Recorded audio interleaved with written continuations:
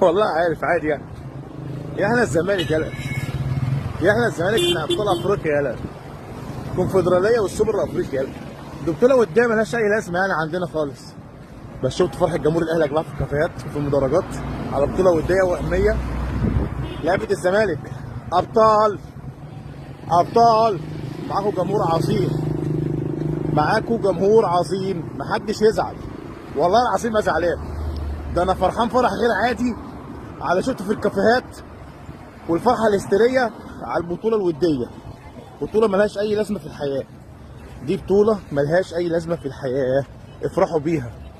لما تلعب فريق وقف له قيد وما عندوش بدله وناس محبوسه والاعلام المصري كله عليه، وتوصل معاه ضربات الجزاء، وتشوف منظر لعيبه النادي الاهلي وبتهرب من الماتش، وتشوف منظر لعيبه النادي الاهلي وهي